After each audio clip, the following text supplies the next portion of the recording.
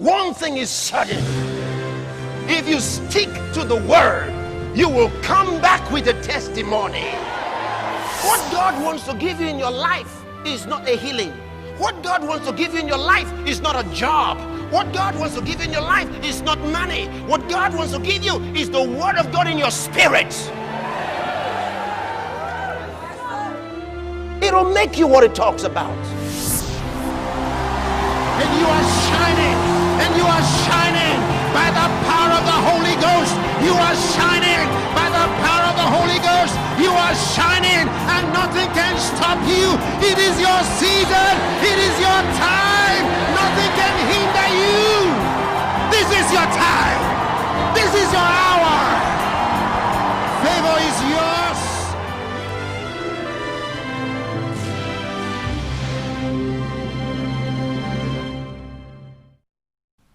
Alléluia. Vous savez, nous devons continuellement nous garder focalisés à l'esprit sur le but de notre ministère. Pourquoi est-ce que nous faisons ce que nous faisons? Pourquoi est-ce que nous sommes dans le ministère?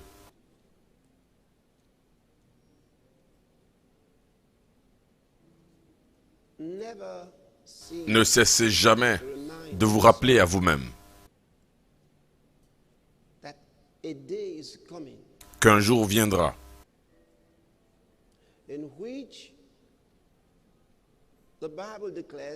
dans lequel la Bible dit que nous allons tous nous tenir devant le trône de jugement de Christ, afin que chacun puisse recevoir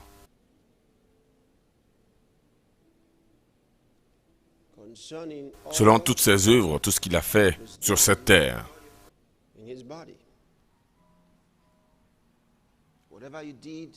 Tout ce que vous avez fait dans le corps de Christ vous seront présentés.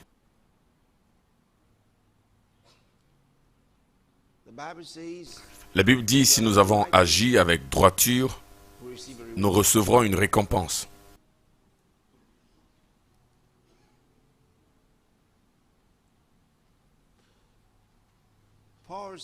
Paul nous a dit de courir afin d'obtenir la couronne.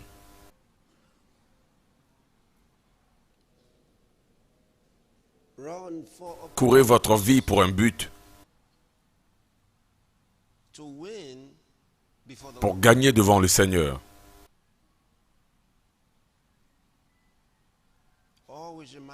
Rappelez-vous toujours, ce monde n'est pas la fin. Nous faisons ceci pour un plus grand but.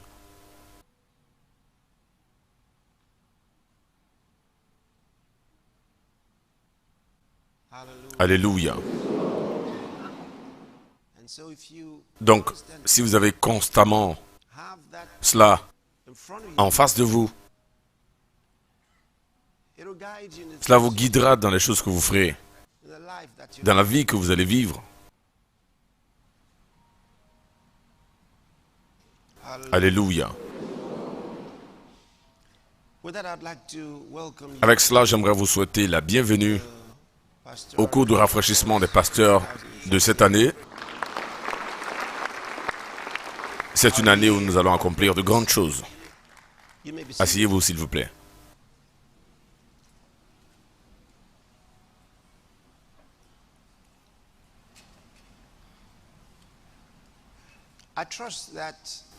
Je crois que les différents programmes que nous avons déjà eus ont aidé à fixer et maintenir tout le monde sur le but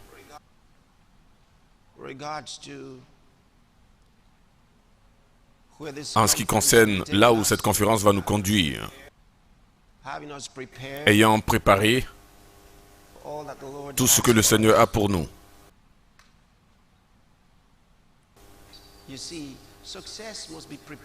Vous voyez, le succès doit être préparé. Le succès n'est pas un accident. N'importe quel type de succès, que ce soit quelqu'un qui fait les affaires ou quelqu'un qui fait la politique, ou quelque type de commerce, le succès n'est pas un accident. Il doit être soigneusement préparé. Le futur appartient à ceux qui s'y préparent. Vous ne pouvez pas simplement avoir l'espoir que cela va arriver. Non, ça n'arrive pas comme ça. Il y a beaucoup de belles choses qui peuvent vous arriver sur le sentier de la vie, sans forcément vous y être préparé. Mais ça, c'est juste comme une orange mûre qui tombe de l'arbre. Les meilleurs ne tombent pas comme ça tout le temps, vous voyez? Vous devez aller les chercher. Vous voyez? Donc, vous ne pouvez pas attendre que les bonnes choses tombent sur vous. Et chacun de nous a été fixé par Dieu pour avoir du succès. Nous sommes des rejetons de succès. Notre Père Céleste est un succès. Jésus-Christ aussi est un succès. Et si vous êtes son rejeton, vous ne pouvez pas être moins que ça. Mais vous savez, juste parce que vous avez la semence en vous, ne veut pas dire que vous allez vivre à la hauteur de votre appel. Vous devez faire quelque chose à propos de cela. Par exemple, la Bible dit que Jésus-Christ est mort pour le monde entier. Donc, le salut entier a été consumé et rendu disponible à tout le monde, chacun de nous dans le monde. Donc, comment ça se fait qu'il y a certaines personnes qui iront en enfer? Parce qu'ils n'ont pas accepté cela. Ce n'était pas la faute de Dieu. Ce n'est pas le salut qui n'était pas adéquat. Ils n'ont simplement pas accepté cela. Et certains n'ont pas encore entendu. La Bible dit, comment peuvent-ils entendre sans un prédicateur? Vous voyez, s'ils n'entendent pas, ils ne peuvent pas le croire. S'ils n'y croient pas, ils ne peuvent pas être sauvés. Vous voyez? Ils doivent l'entendre pour croire. Ils doivent le croire pour être sauvés. Et le seul moyen par lequel ils peuvent l'entendre, c'est seulement si quelqu'un le leur annonce. C'est ce que la Bible dit. Comment est-ce qu'ils peuvent entendre sans un prédicateur envoyé de Dieu? Peut-être que je devrais rafraîchir votre pensée. C'est le cours du rafraîchissement des pasteurs de toute façon. Donc laissez-moi rafraîchir votre pensée avec les Écritures. Livre de Romains, chapitre 10. Lisons à partir du verset 17. Il dit ainsi, la foi vient de ce qu'on entend, et ce qu'on entend de la parole de Christ. Prochain verset.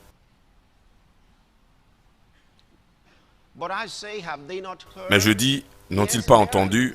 Au contraire, leur voix est allée par toute la terre, et leur parole jusqu'aux extrémités du monde. Alléluia. Vous voyez?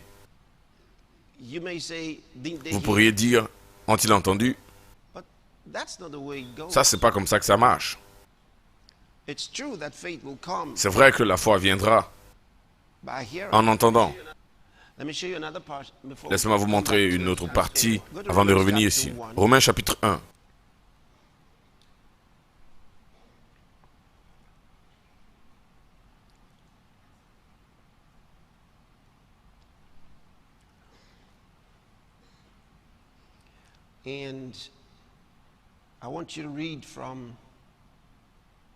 Et je voudrais que vous lisiez à partir du verset 18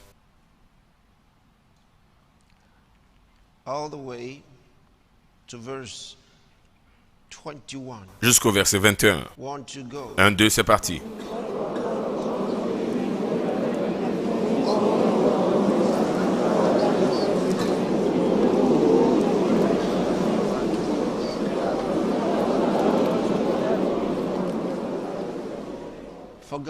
Dieu leur ayant fait connaître, car la perfection invisible de Dieu, ralentissez, je vous méditiez en lisant. Remarquez ce qu'il dit.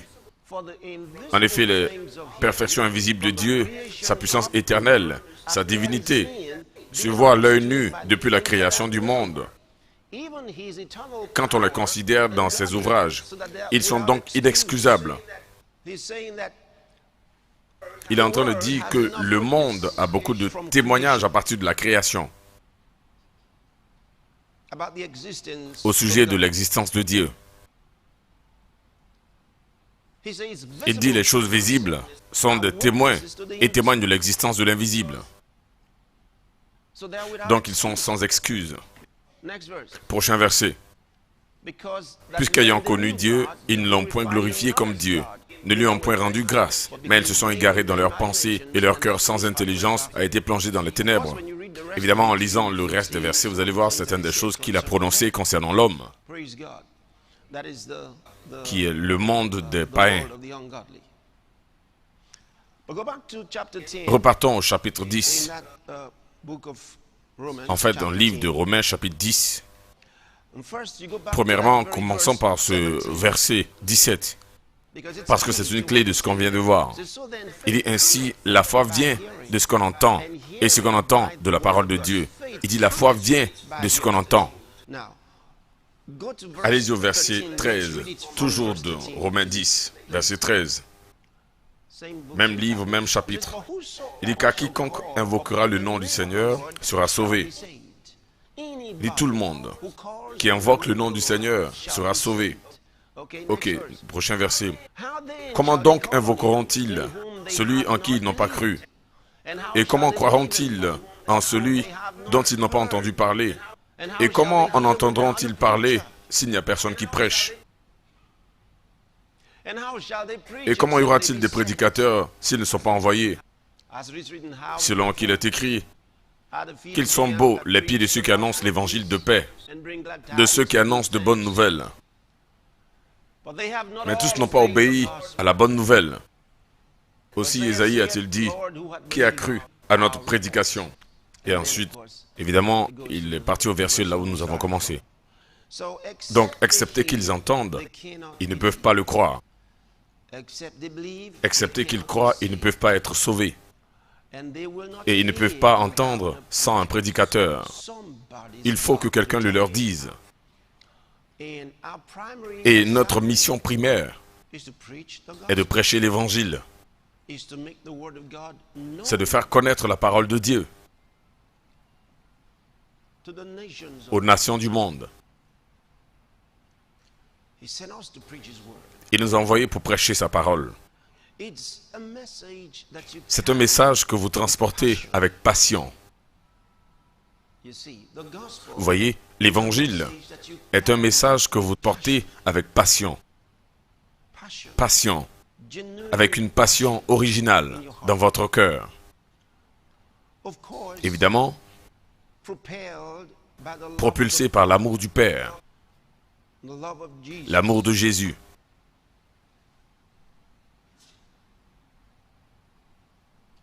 Vous savez, un pasteur qui gagne des âmes va éduquer et élever un peuple qui gagne des âmes. Si vous n'êtes pas vous-même un gagneur d'âmes, vous ne pouvez pas enfanter des gagneurs d'âmes. Aucune église grandit sans le gain des âmes. La clé pour la croissance d'église, c'est le gain d'âmes. Je veux dire, il n'y a pas deux moyens à propos de cela. Si vous ne gagnez pas des âmes, votre église ne va pas grandir. Les églises croissent par le gain des âmes. Si le pasteur a le feu en lui pour gagner des âmes, peu importe le sujet qu'il prêche, les membres seront des gagneurs d'âmes. Parce que souvenez-vous, lorsque nous partageons la parole de Dieu, ils ne nous entendent pas seulement, ils reçoivent aussi de nous. Vous voyez? Ils puisent de notre inspiration, qui nous propulse, quel que soit le message que nous prêchons. Il y a une force de propulsion. Il y a une onction, l'inspiration du Saint-Esprit qui nous aide à communiquer. Et j'ai dit, peu importe ce que c'est que le sujet. L'esprit qui est derrière ce sujet est également aussi communiqué. Non seulement ils entendent, mais ils reçoivent aussi ce que nous disons. Vous voyez, si vous êtes un gagneur d'âme, ce feu produira des résultats. Donc, un pasteur qui gagne des âmes va produire une congrégation qui gagne également des âmes. C'est la raison pour laquelle vous réalisez qu'il y a certaines églises qui simplement grandissent. Je veux dire, la clé, c'est le pasteur. Et c'est la raison pour laquelle, spécialement vous les pasteurs seniors, le plus souvent quand vous grandissez, vous réalisez un besoin. Vous réalisez un besoin d'ouvrir de nouvelles églises et vous envoyez de nouvelles personnes, vous envoyez des gens pour gérer les églises. N'envoyez jamais les personnes qui ne veulent pas y aller.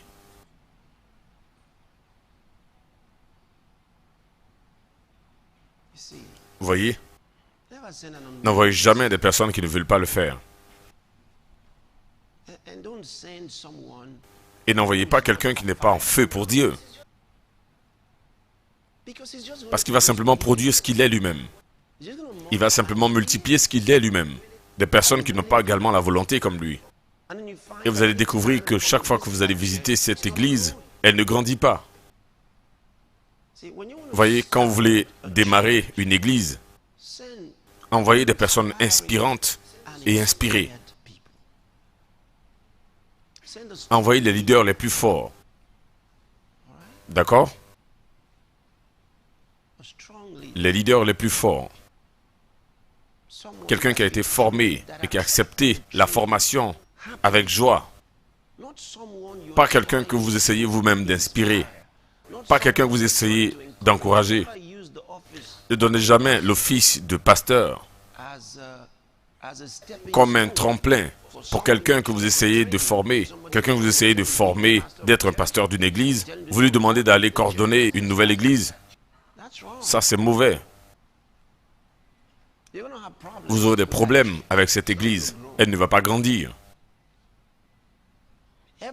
Chaque fois que nous envoyons une personne inspirante, quelqu'un qui est déjà lui-même un gagneur d'âmes, il transforme toute l'église en une église qui gagne aussi des âmes. Il se reproduit lui-même.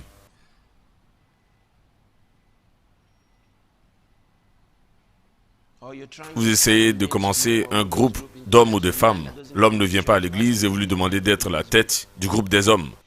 Ça ne marchera jamais.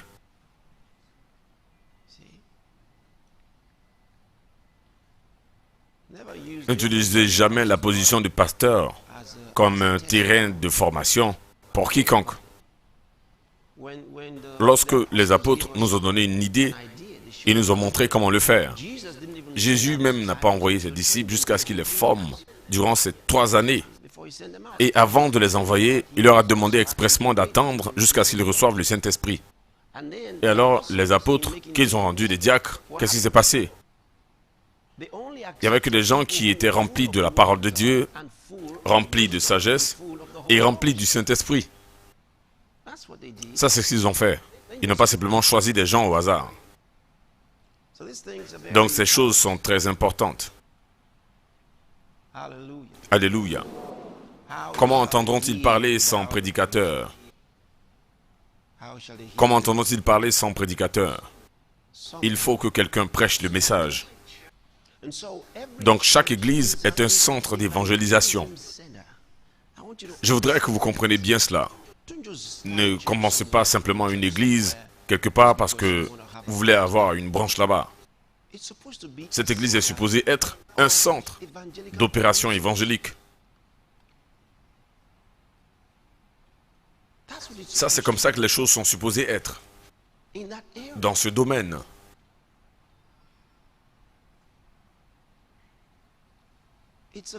C'est un bureau de coordination pour les opérations d'évangélisation. Ou on peut dire des opérations évangéliques. Parce que tout cela a à voir avec l'évangélisation.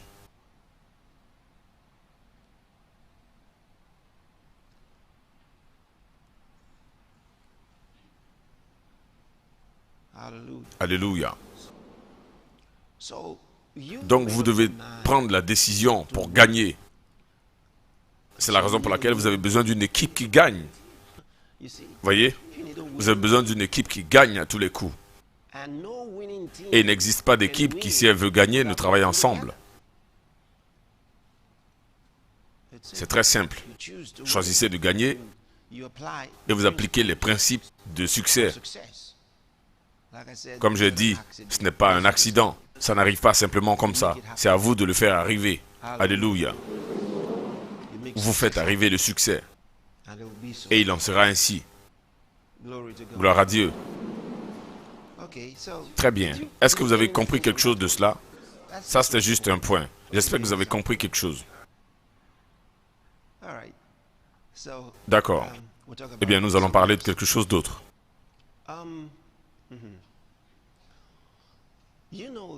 Vous savez que il y a longtemps que je pense à un certain nombre de choses, particulièrement lorsque je considère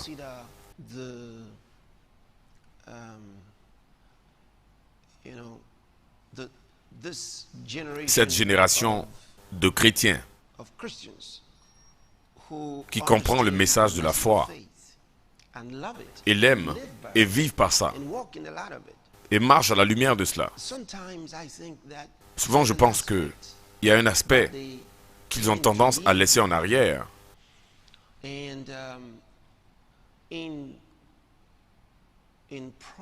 Dans la poursuite de notre cause. Mais jetons un coup d'œil à ce passage pour voir exactement ce dont je parle. Josué, chapitre 3. Nous lisons à partir du verset... On pourrait peut-être commencer à partir du verset 1. Est-ce que vous êtes prêts? Très bien. Commencez. 1, 2, c'est parti.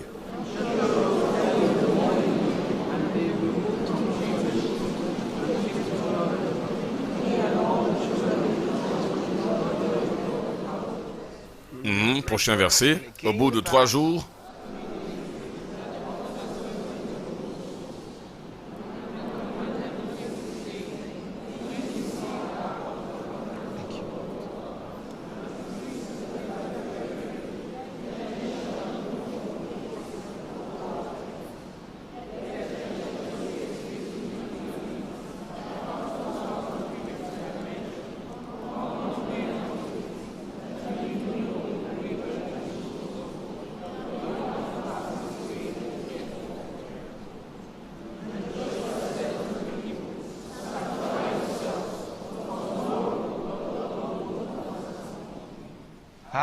Alléluia.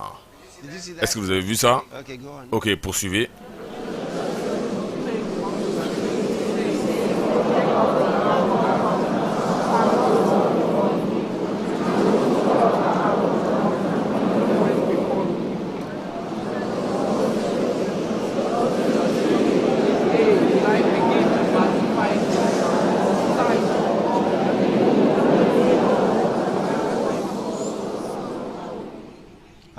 Alléluia.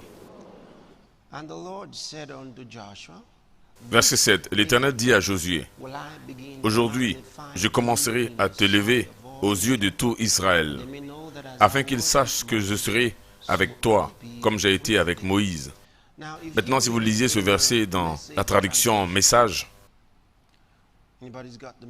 est-ce que quelqu'un a la traduction de la Bible Message ici?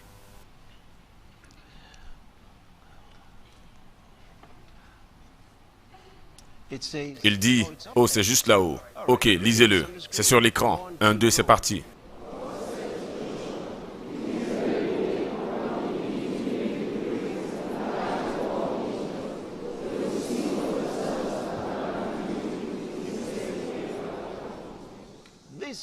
Ce jour véritable, je commencerai à faire de toi un grand aux yeux de tout Israël.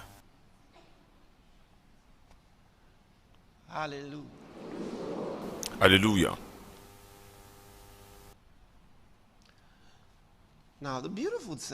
Maintenant, la belle chose à propos de cela, ce n'était pas des gens qui étaient assis dans le camp et Dieu dit, « Ok, maintenant que vous êtes dans le camp, je ferai de vous des grands. » Non, il s'agissait de la traversée du Jourdain. Il s'agissait de la traversée du Jourdain. C'était une impossibilité qui était juste devant eux. One thing is certain. If you stick to the word, you will come back with a testimony.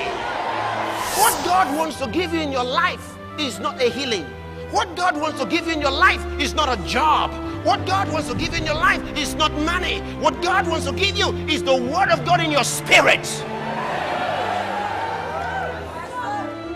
It'll make you what it talks about. And you are shining.